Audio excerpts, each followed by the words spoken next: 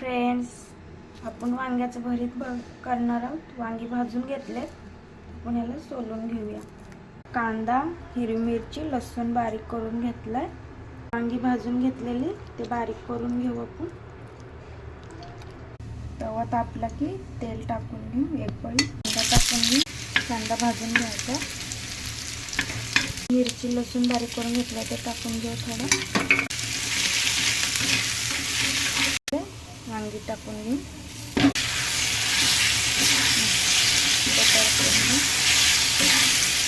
मीठ टाकून घेऊ चवीनुसार। थोडीशी हळद टाकून घेऊ। सोप्या पद्धतीने बनवले, खूप छान लागतं, चवीला लागतं। तुम्ही पण बनवून बघा। थोडीशी कोथिंबीर टाकून घेऊ। तुम्ही पण बनवून बघा। आवडला असेल तर लाईक आणि कमेंट करा।